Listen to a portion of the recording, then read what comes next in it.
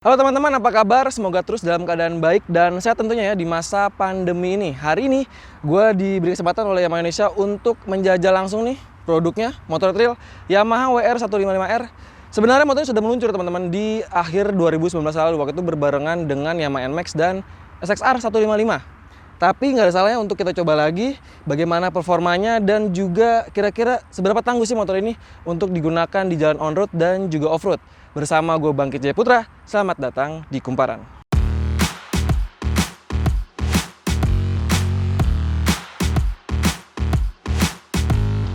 Oke teman-teman, pertama kita bahas dari sektor tampilan dulu ya. Untuk pertama kali kita lihat untuk bagian depannya. Kalau bisa teman-teman lihat nih, untuk lampu depannya bermodel V gitu ya.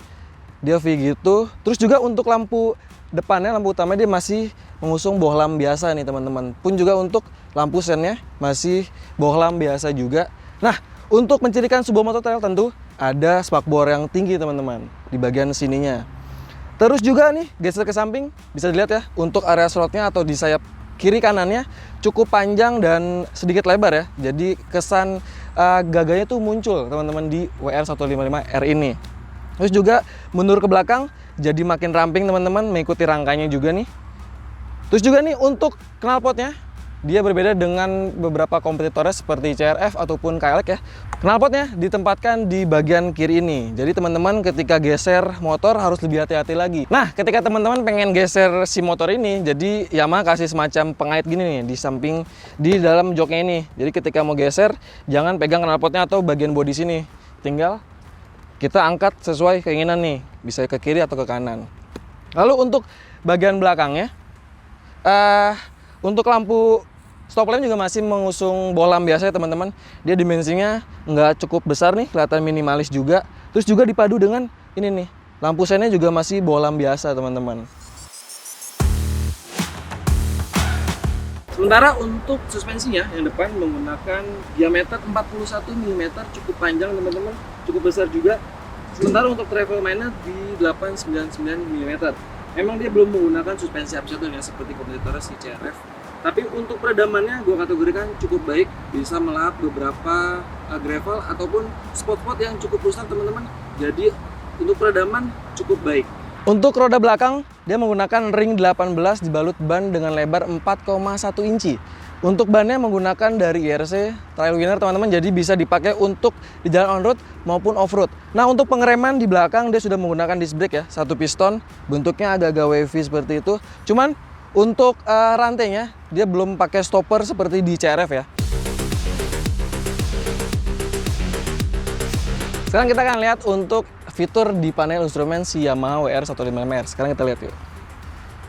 Bisa lihat teman-teman, ini bentuknya sebenarnya nggak terlalu besar ya, cuman cukup informatif. Dimana nih menampilkan speedometer, terus juga ada tachometernya, ada gear positionnya, juga ada full meter nih. Teman-teman juga bisa ganti nih untuk keterangan di bawahnya nih, seperti ada odometer, terus juga ada keterangan konsumsi bahan bakar rata-rata, trip A, trip B, itu bisa disesuaikan dengan kebutuhan aja. Dan ini juga ada ini teman-teman, ada indikator gigi netral, lampu sen, high beam, dan indikator suhu juga. Jadi memang untuk informasi di panel instrumen si Yamaha WR155 ini cukup banyak dan informatif. Nah untuk area stangnya terbilang cukup lebar ya, dia punya dimensi yang cukup panjang juga. Ini cukup nyaman teman-teman. Terus juga di bagian saklar kanannya ada engine cut-off-nya, ada tombol starternya juga. Terus juga ada ini high beam, lampu jauh, lampu dekat, dan juga ada lampu hazardnya. Terus juga di bawahnya ada lampu sen dan juga ada klakson. Racer cukup panjang teman-teman, jadi bisa cukup ideal ketika dikendarai di jalanan off-road. Sekarang kita akan bahas untuk sektor dapur pacunya. Si Yamaha WR155R ini menggunakan mesin 155cc dengan teknologi VVA Blue Core juga, dimana untuk tenaga maksimalnya di 16,4 daya kuda di 10.000 rpm, sementara untuk torsinya 14,3 Nm di 6.500 rpm. Sebenarnya untuk mesin ini satu basis dengan Yamaha MT-15 ataupun juga Yamaha R15 ya teman-teman. Cuman ada perbedaan di karakter supaya menyesuaikan dengan jenis motor ini, yaitu motor trail. Untuk percepatannya dia menggunakan 6 percepatan, jadi ketika dipakai di jalan on-road itu bisa cukup nyaman karena nggak ngegerung seperti motor-motor kompetitor ya. Sekarang kita akan bahas untuk posisi berkendara dari si Yamaha WR155R ini ya. Gue punya tinggi badan sekitar 170 cm dengan berat badan 70 kg teman-teman. Bisa dilihat ya, untuk kaki sebenarnya masih agak jinjit, cuman nggak balet ya. Jadi masih cukup ideal. Terus juga untuk area stang, karena tadi gue bilang stangnya terbilang lebar, jadi untuk area tangan ini ketika bermain di off-road itu nggak terlalu pegal teman-teman. Nah untuk bagian joknya, ini terbilang cukup keras ya. Ketika gue rasain untuk berkendara di jalan off-road, impact ke area bokong tuh cukup terasa. Selebihnya untuk desain ataupun kontur joknya ini memang seperti motor-motor trail pada umumnya, dia agak kecil dan memanjang ke bagian belakang. Kira-kira bagaimana rasa berkendara dari Yamaha WR155R ini digunakan untuk jalanan on-road dan off-road? Simak video ini.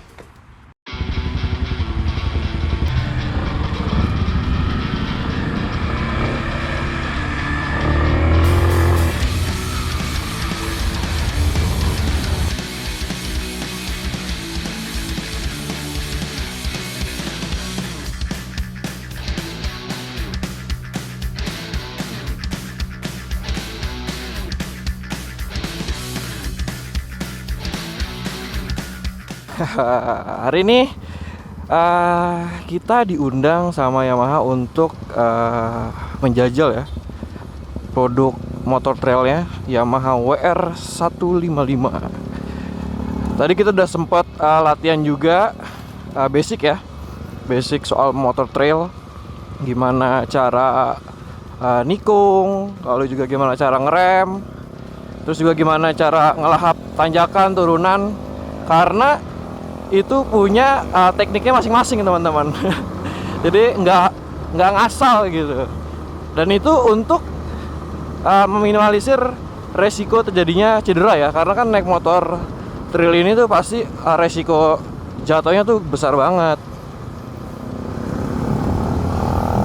Misalnya kita akan ke Hambalang ya. Ini tadi kita latihan di sirkuitnya Carglass nih. Ini kita akan jajal dulu untuk on-roadnya seperti apa sih si Yamaha WR155 ini nih. Sebenarnya kemarin udah sempat coba juga pas lagi tanggal 17 Agustus tuh, hari kemerdekaan. Tapi sekarang Yamaha buat lagi. Cuma sekarang dia fokusnya lebih ke edukasi ya. Edukasi soal pemahaman cara naik motor trail yang baik dan benar. Oke, ini kita akan ngejajal versi on-roadnya. So far ya, naik WR155R ini untuk on-road sebenarnya masih dikatakan cukup nyaman teman-teman. Karena apa? Satu nih ya, karakter mesinnya.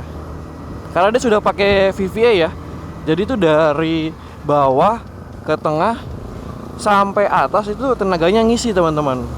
Jadi kayak napasnya panjang gitu. Terus juga Yamaha WR155R ini nih, dia punya transmisi sampai 6 percepatan teman-teman. Jadi untuk mesinnya ini tuh hampir atau sama lah dikatakan tuh bisa sama dengan Yamaha M15 ya, M15 atau enggak Yamaha R15.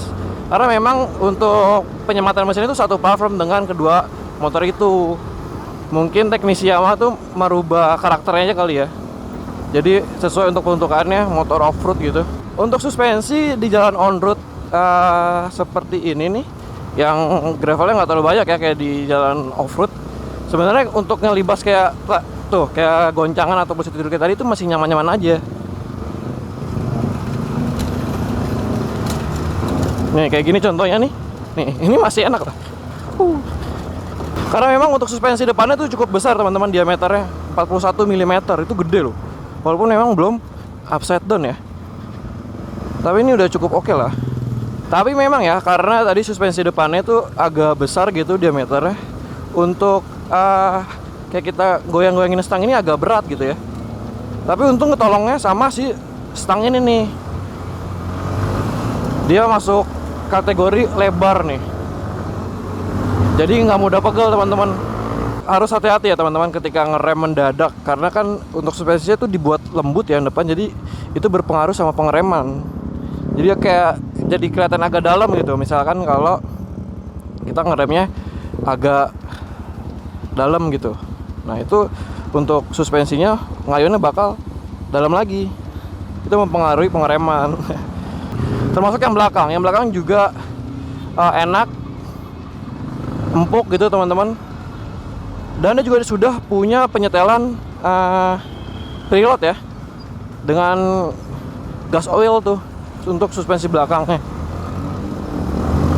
Jadi bisa diatur sesuai keinginan teman-teman ataupun dengan berat badan ataupun kondisi jalan. Untuk tarikan mesin itu berasa ketika VVA nyala, teman-teman. Itu biasanya di RPM 6000-an tuh dia nyala VVA-nya. Itu baru kayak berasa untuk tenaganya. Tapi karena memang VVA-nya baru nyala di tengah gitu ya, di RPM 6000-an, itu baru berasa tenaganya di tengah sampai atas tadi gue bilang. Ini kita udah disentul nih. Bakal naik ke Hambalang. Cobain track off-roadnya. Ini juga nih, lihat nih. Kabel remnya panjang banget ya, menjuntai ke atas. Ini sebenarnya ada fungsinya. Jadi bukan kayak begini, bukan buat pajangan. Jadi ketika teman-teman crash gitu ya, ataupun kepentok atau nengkuk stangnya, jadi ini nggak mudah putus. Nah, itu salah satu tujuannya dibuat panjang nih. Motor-motor terus semua hampir kayak gini semua sih.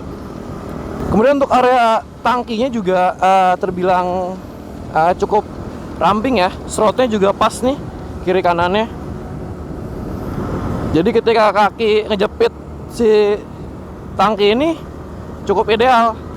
Karena ketika kita lagi off-road tuh paha harus menjepit nih. Jadi supaya pegangan lebih kuat lagi ke area paha ini. Ini kita udah mulai lewatin jalan-jalanan agak cukup rusak ya. Ini gigi 3 nih. Gigi 3 masih cukup torsinya buat nanjak. Iya. Aduh. Cuman kalau pengen lebih enak lagi di jalan kayak gini harus ganti ban sih. Ini bannya kayak semi off-road gitu, teman-teman. Jadi ulir paculnya tuh nggak terlalu besar. Jadi masih agak-agak nge-slide, nyengkram daerah kondisi jalan kayak gini, ini masih agak-agak kewalahan. Terus sama ini, teman-teman, ketika ngelewati jalanan guncang kayak gini ya, banyak gravelnya nih, pijakan kaki footstepnya tuh dia modelnya bergerigi gitu.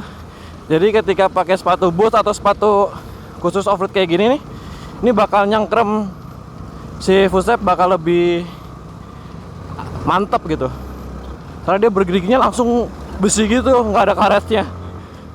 Naik motor cross tuh di jalur sebenarnya tuh benar-benar nguras fisik sih, teman-teman. Jadi bisa jadi olahraga sih sebenarnya. Karena semua indera tuh dipakai, mulai tangan, kaki, mata gitu ya. Nggak boleh meleng sedikit. Harus benar pinter-pinter nyari jalan yang nggak rusak. Oke, sekarang kita coba lagi ya. Jalanan agak rusak terus menanjak. Gimana sih tenaganya?